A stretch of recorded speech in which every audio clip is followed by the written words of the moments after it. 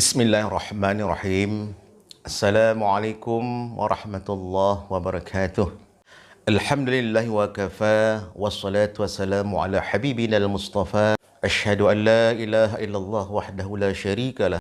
Wa asyhadu anna Muhammadan abduhu wa rasuluh la nabiyya ba'da. Allahumma salli ala Sayyidina Muhammad wa ala alihi wa sahbihi wasallam. Para sahabat parti, kaum muslimin dan muslimat yang dirahmati Allah Subhanahu wa taala. Suatu ketika sahabat Nabi yang bernama Uqbah bin Amir berjumpa dengan Rasulullah sallallahu alaihi wasallam. Uqbah bin Amir bertanya kepada Rasul, "Wahai Rasul, apa yang mesti aku lakukan jika aku tidak tersentuh oleh api neraka?" Suatu pertanyaan yang jarang dilakukan oleh kita. Kalau dalam sehari-hari kita kalau berjumpa teman, paling-paling mau ngajak ngopi. Apa kabar? Dari mana? Mau kemana? Tetapi Uqbah bin Amir, pertanyaannya adalah pertanyaan yang dia ingin supaya tidak tersentuh oleh api neraka. Maka Rasulullah menjawab, "Wahai Uqbah bin Amir, jika engkau tidak ingin disentuh oleh api neraka, maka engkau lakukan 3 hal. Hal yang pertama adalah amsik alaika lisanak. Genggamlah lidahmu. Jaga perkataanmu. Jaga mulutmu. Mulutmu adalah harimaumu dalam pepatah Melayu." Saudaraku dirahmati Allah Subhanahu wa taala. Yang kedua, wal yasakka baituka. Luaskan rumahmu. Dan yang ketiga adalah wabki ala khotiatika. Tangisilah dosa-dosamu.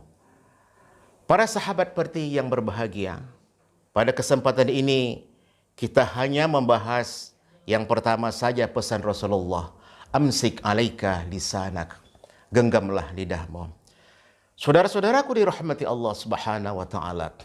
Mulut bisa mengantarkan kita ke dalam sorga. Dan mulut bisa juga membawa kita ke dalam neraka. Saudaraku dirahmati Allah Subhanahu wa taala. Lalu apa saja dilakukan mulut jika ingin mengantar kita ke dalam sorga?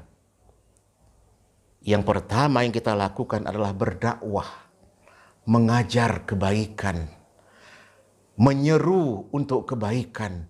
Itulah yang terbaik dari dilakukan oleh mulut kita.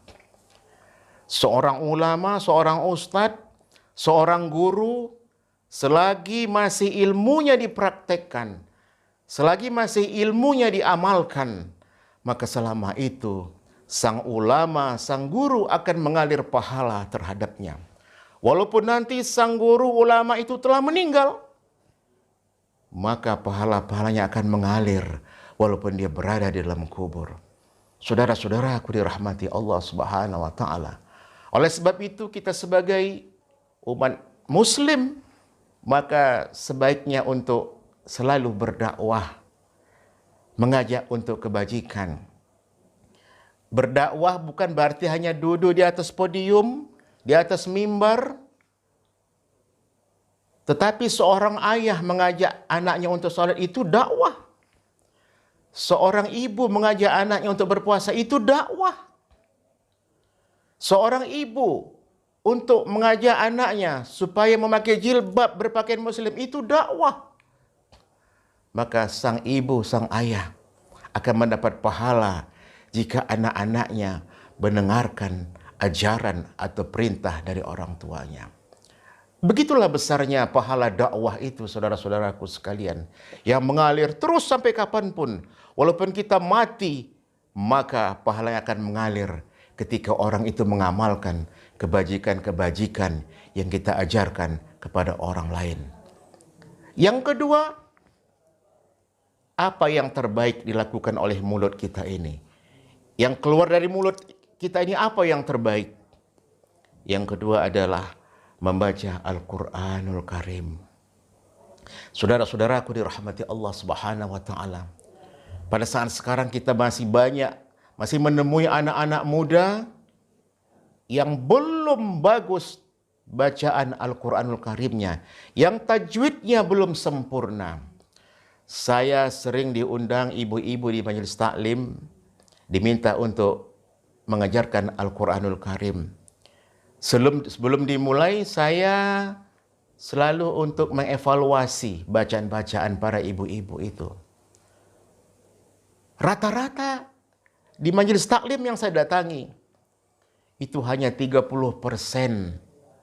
tajwidnya yang sempurna. Selebihnya belum sempurna bacaan-bacaan Al-Quranul Karim para ibu-ibu majelis taklim itu. Ini yang membuat saya bersedih hati. Padahal ibu itu adalah merupakan guru utama dalam rumah tangga. Ibulah yang pertama mengajar anaknya untuk membaca Al-Quran. Untuk belajar apa saja, itu adalah berasal dari ibu. Tapi ketika ibu tidak bisa membaca Al-Quran, bagaimana keadaan anaknya?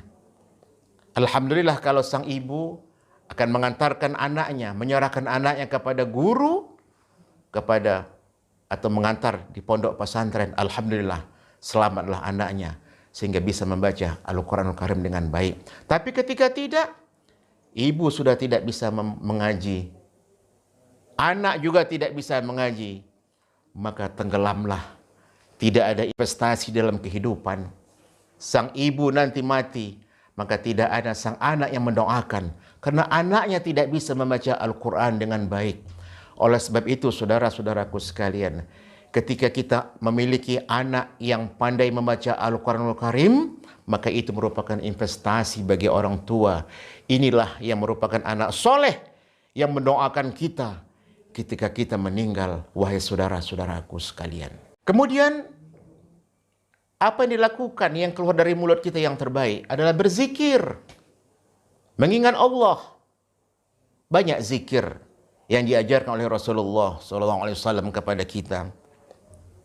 Mungkin kita bisa la ilaha illallah atau subhanallah walhamdulillah wa la ilaha illallah wallahu akbar.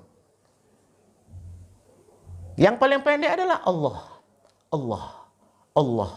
Allah. Itu juga zikir. Ketika Allah juga tidak bisa, maka matilah lagi. Ya kan? Zikir yang panjang tak bisa. Yang sedang tak bisa. Yang pendek pun tak bisa. Kiamatlah dunia. Saudara-saudaraku sekalian, zikir ini penting di dalam kehidupan kita. Jika kita mengingat Allah, maka Allah pun akan mengingat kita. Jika kita dekat dengan Allah, Allah lebih dekat dengan kita, wahai saudaraku. Oleh sebab itu, jangan pernah berhenti berzikir. Setelah solat, berzikir. Sambil bekerja, berzikir. Dulu orang-orang tua kita ketika menidurkan anaknya, sambil berzikir menidurkan anaknya. Subhanallah walhamdulillah wa la ilaha illallah wallahu akbar.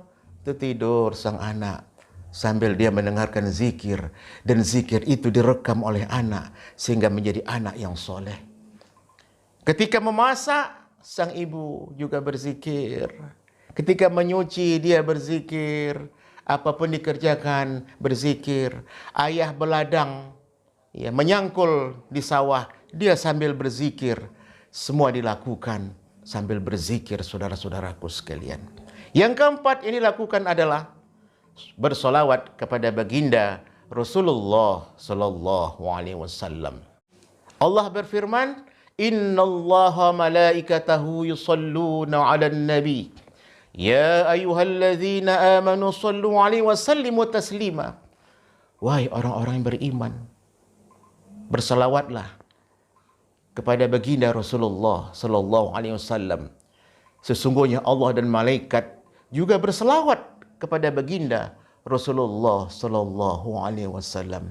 Saudara aku dirahmati Allah Subhanahu wa taala, ketika engkau berselawat satu kali kepada baginda Rasulullah, maka Allah akan berselawat kepadamu sebanyak 10 kali. Perbanyak salawat. Setelah solat bersalawat. Sebelum mengaji bersalawat. Ketika akan keluar dari rumah bersalawat.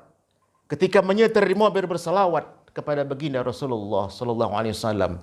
Dengan kita selalu berselawat kepada baginda Rasulullah sallallahu alaihi wasallam, maka kita akan mendapatkan syafaat di yaumil akhir kelak, wahai saudara-saudaraku sekalian. Selawat boleh dengan tidak berirama. Selawat pun boleh berirama. Banyak sekarang selawat-selawat kita dengan berirama yang membuat kita lebih tertarik, yang membuat kita senang, yang membuat kita berbahagia, sehingga kita bisa terhibur dengan selawat kepada baginda Rasulullah sallallahu alaihi wasallam. Demikian tausiah singkat ini, mudah-mudahan ada manfaatnya bagi kita semua. Wabirridha wal inayah. Wassalamualaikum warahmatullahi wabarakatuh.